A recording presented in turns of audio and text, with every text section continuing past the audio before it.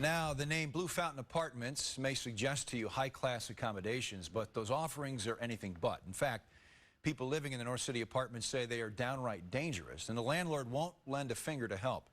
Tenants called News 4's investigator Chris Negus, and now the city of St. Louis is stepping in. I shouldn't have to fear for my life in a neighborhood that's already bad. Donna Pendleton is beyond fed up. All of this stuff is just terrible. As she strolls through the Blue Fountain apartment complex, it's one issue. We got lots of apartment buildings that have boards out for the basement. After another. The rails is broken. They cited them for this. But Pendleton's biggest concern, this one is all. No exterior lights in her parking lot. It's 4 of them that lead all the way to the back of the building around. They are all out. Cameron confirms these lights were shut off for non-payment back in May. This is how dark the parking lot is with no lights. Pendleton started documenting her walks from the parking lot to her home. And it's just dangerous out here.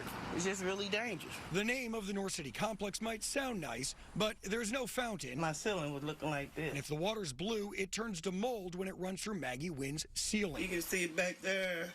It's growing. Wynn says her bathroom ceiling looked like this for 8 months, and it's still not fixed. And when it's rain, it pours. But even worse, you feel unsafe here? Her security fears. Yeah, very unsafe. Not only does the door to her common area hallway not close properly, and pick it up and bring it here. Her front door is peeling apart, and the lock is flimsy at best.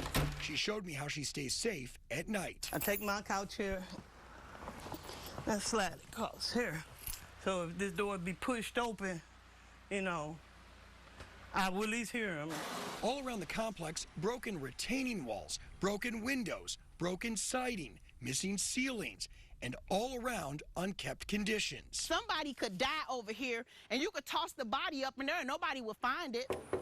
With major concerns on the minds of tenants, I stopped by the office during normal business hours. Says open, come in. But the door was locked. And this is one place where the light is actually on. Calls to the number on the sign, useless.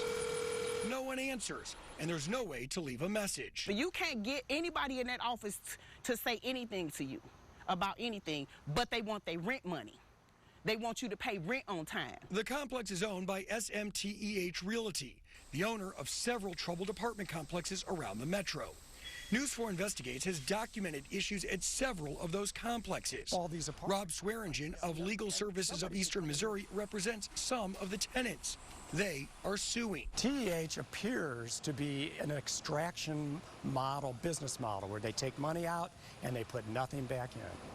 That's what you've seen. That's my experience. The company's website simply says, get ready, something really cool is coming soon. This is corroded. Nobody that lives here thinks any of this is cool. They haven't fixed this the whole 2 years I've been here. And neither does the city of St. Louis. But it's a lot of maintenance issues. Frank Oswald is the city's building commissioner.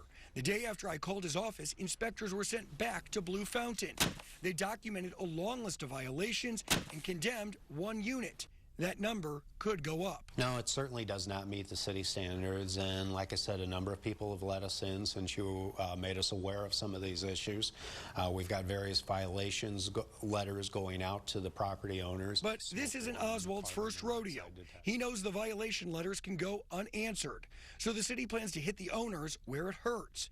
As residents move out, they will not issue new occupancy permits until a long list of problems is fixed. Is the place essentially flagged in the system? Yes, it is. It's flagged now.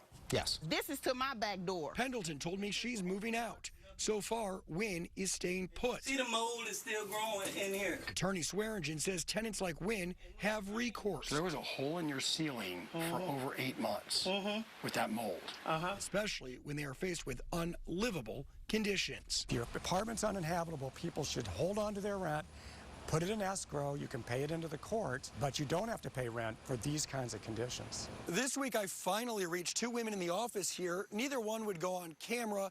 They took my name and number and said somebody with TEH would get back to me. So far, I haven't heard from anyone.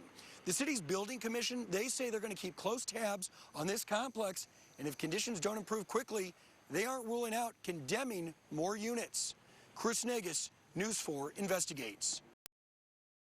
Tonight, U.S. Senator Josh Hawley is calling for a federal investigation into the actions of TEH Realty. Thank you for joining us. I'm Emily Pritchard. News 4 has reported for weeks complaints from renters of the company not ensuring a safe place to live. Today, Holly toured Bridgeport Crossings Apartments. It's north of I-70 in Bridgeton. News 4's Benton Blandon was there as the senator made his rounds. I'm Josh. I'm Holly. Holly, it's nice to meet you. Holly David showed pictures to Senator Josh Hawley she thought helped make her Bridgeton Crossing apartment a home. But the senator saw images he wishes he hadn't. David told Hawley she's forced to keep a space heater running after losing heat in October. I had some friends come by and check it out. We lit the pilot light. And then we started smelling all this crap. Oh. And I had never been downstairs until the other day when News 4 was with me. That was my first time seeing it and I cried. News 4 was there for the tears and back for an exclusive peek during the senator's visit downstairs. Every time I come down here and see this, I just want to cry. Yeah. Because I'm living like this. Right. Well, you're breathing it. Right. Yeah. And since I've been home, I've been through 2 rounds of antibiotics. I can't get over this cold or coughing or watery eyes and stuff. A few buildings over in Sandra Hornsby's apartment, Senator Hawley got chills. 38 degrees, what my watch says, right now in the middle of the day. And this is what she's got for heat. Several space heaters. She lost heat months ago and is paying for it in more ways than one. I can't wait to see my bill for this month. You know, it's going to be terrible. Yeah. It's probably going to be higher than my normal gas and electric together. Ms. Hornsby took the senator into her basement Be careful, don't hold on to the rail because it's not into the wall and you slip. to look at a 33-year-old water heater needing repairs. Back outside, the senator could not stomach knowing about 24 people were living at Bridgeport Crossing with no heat and so many other problems. Well, seeing it for yourself, and this is why I wanted to come and see it for myself. I said, I got to see it with my own eyes. And you know, it's terrible. I mean, nobody should have to live through what she's lived through. In Bridgeton, Vincent Blandon, News 4. Give us our money, bro. Give us our money. It is that serious. They owe me for almost 90-some hours of pay period. So I need my pay. I got bills that's not stopping. That's the message TEH Realty employees are sending to their bosses. We supposed to got paid on the 30th. Today's the 4th. That's 4 days. Yeah, pull up with the bike. Today, employees were recorded blocking who they say is one of the owners of the company. This the that own the bull and ain't paying his employees. Because they told us if we didn't come to work, even though we weren't getting paid, we would be fired. Leonie Liddell, manager of one of TEH's properties, says the owners told them he wasn't there just to collect the rent, but also to show off the properties to possible investors. When I spoke to him about us not getting paid, he told us to speak to the investors, that our pay is based on them investing into the property. Employees say the owners are preparing to sell some of their properties in the St. Louis area. Employees also say those potential investors have been asking them questions. They said they haven't really been able to get direct answers from TEH about what's going on with their properties. Why are the properties in such bad condition? So they basically was asking us. My colleague Chris Nagus tried speaking with possible investors, but was met with this. I can't talk to you about it. I apologize. Would you be interested in buying this complex? No, not what's going on now, no. Since last fall, News 4 has been reporting on serious issues with at least a dozen TEH properties. Recent issues involve employee layoffs and unpaid trash bills. Residents say their dumpsters look like this at the Southwest Crossing apartments, and that some units are full of black mold. But the conditions at my apartment complex is pretty, excuse my language, but it's pretty messed up out there. Employees tell me they're filing complaints with OSHA and the Department of Labor. Now, employees also say management claims to just not have the money to pay them.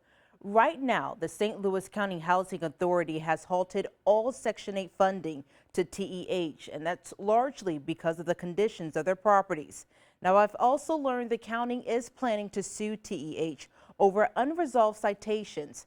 Again, we've tried reaching out to the owner, and they are not returning our phone calls as they haven't in the past, but we will continue investigating. Ashley Lincoln, News 4.